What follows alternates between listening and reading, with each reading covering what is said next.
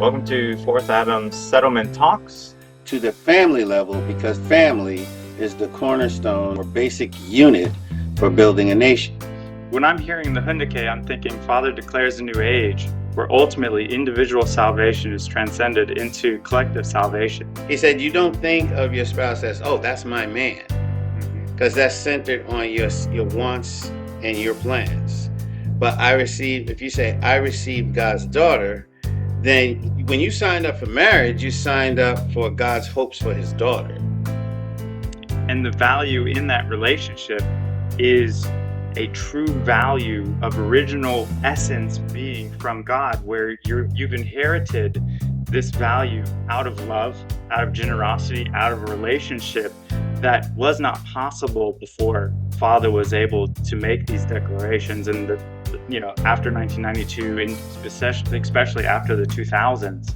And as part of the inheritance process, you have to understand what you yourself has directly inherited, because otherwise you don't understand the value in your relationship itself in an absolute sense. You could assume, oh, I just got a woman, I have a sexual relationship with a woman, and you would not properly regard what it is you're doing from God's perspective, right?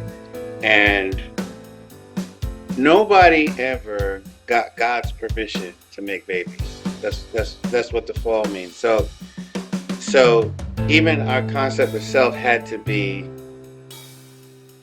we didn't know what we were, because Satan didn't teach us that, oh, you're the babies I made from stolen sperm and egg. So he'd rather not even deal with your identity issues. You have to figure it out on your own. But if you had true parents, they would have no problem telling you, you were made because God asked us. And this is the idea of the blessing. Your identity is, you're the manifestation of whatever dream God was having when he made the deal with your mother and father, right? We were in God's vision just by the nature of, God is alone. He wants a creative partner that he wants to share everything with, just to empty himself, and then he made Adam as kind of his human on earth, not just in an idea, but in actual sense. And he didn't like that Adam was alone, right? So Jesus, if left to continue, Father was able to finish the fact that Adam became Adam and Eve, and Father actually establishing the true parents as the model and as the being through which we ourselves come into being as their children. So it's like, you can't just be this original couple because you want to. Nope. And here's another shift from Satan, the satanic model. Satan lets you think that you're just picking the chick you like, right? But how can you get into the paradigm where God is asking you?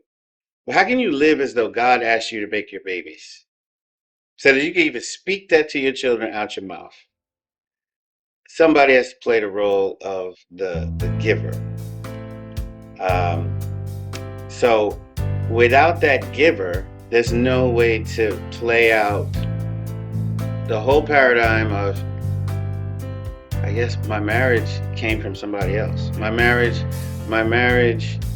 itself, my marriage partner, is not something I take. Like it was there for the grabbing.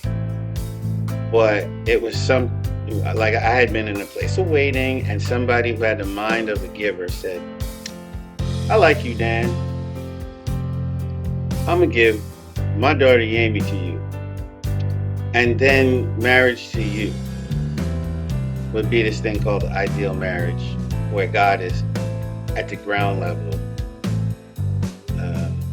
The reason why you exist as a couple, and the reason why you can tell your children you came out of this kind of agreement with us, your mother and father, and God, right?